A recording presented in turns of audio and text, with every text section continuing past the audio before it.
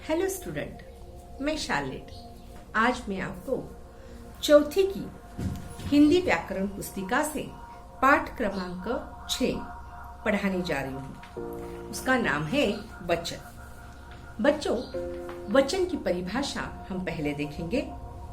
शब्द के जिस रूप से संज्ञा के एक या एक से अधिक होने का पता चलता है उसे वचन कहते हैं।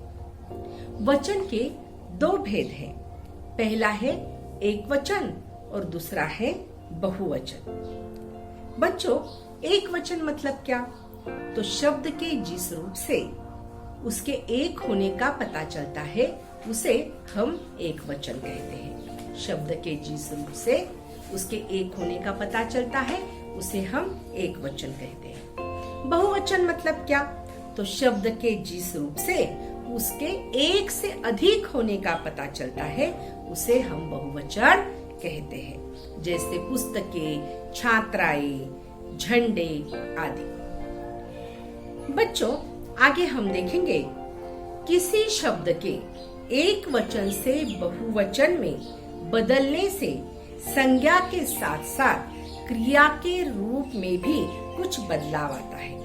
जब हम शब्द को एक वचन से बहुवचन में बदलते हैं तब संज्ञा के साथ साथ क्रिया के रूप में भी बदलाव होता है। उदाहरण अगर हम देखें, लड़का पुस्तक पढ़ रहा है, और जब उसका ही बहुवचन में हम देखेंगे तो कैसा वाक्य आएगा? लड़के पुस्तक पढ़ रहे हैं। क्रिया में भी बदलाव आता है। दूसरी बात हम देखेंगे, कुछ संज्ञा शब्द एक वचन तथा बहुवचन में समान रहते हैं। उनका रूप नहीं बदलता। चाहे एक वचन हो चाहे बहुवचन हो, उनका रूप नहीं बदलता। जैसे भीड़, पानी, पेड़, बादल, घर, इन शब्दों का एक वचन और बहुवचन में समान रूप रहता है।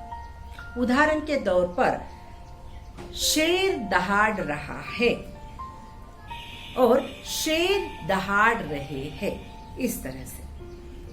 आगे हम देखेंगे कि किसी के प्रति आदर प्रकट करने के लिए शब्द एक वचन होने पर भी उसे बहुवचन के समान प्रयोग किया जाता है। जैसे पिताजी बुला रहे हैं, माताजी काम कर रही है, नेहरू जी भारत के प्रथम प्रधानमंत्री थे। इस प्रकार कुछ संज्ञा शब्द एक वचन होते हैं पर उन्हें बहुवचन के समान प्रयोग में लाया जाता है। जैसे आंसू, बाल, हस्ताक्षर, प्राण आदि शब्दों को एक वचन होते हुए भी बहुवचन के समान हम उसे प्रयोग में लाते हैं। जैसे मैंने हस्ताक्षर कर दिए, उसके तो प्राण निकल गए, इस प्रकार। तो बच्चों, यहाँ पर हमने एक वचन और बहुवचन शब्द देखे हैं। उसमें से कुछ एक वचन और बहुवचन शब्द मैं आपको सुनाना चाहती हूँ, बताना चाहती हूँ। जैसे पौधा एक वचन में, बहुवचन में पौधे, बच्चा बच्चे, कांटा कांटे, घड़ा घड़े आदि। वैसे ही मेला मेले, चूहा चूहे, तिनका तिनके, लड़का लड़के, फव्वारा फव्वारे आदि। तो बच्चों, इस लेसन में हमने देखा कि जिस रूप से शब्द के जिस रूप से एक से अधिक होने का पता चलता है उसे हम वचन कहते हैं। वचन के दो प्रकार देखे, एक वचन और बहुवचन। और इस प्रकार वचन बदलने से संज्ञा के साथ क्रिया का रूप भी बदल जाता है, ये भी बात हमने देखी। और एक से अधिक होने पर बहुवचन का पता चलता है, ये भी हमने देखा। आदर देने के लिए एक वचन होने पर भी हम बहुवचन का प्रयोग करते हैं, ये भी हमने देखा।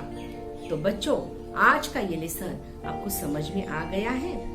मैं तुरंत इसका क्वेश्चन आंसर आपको PDF करके भेज दूंगी। धन्यवाद।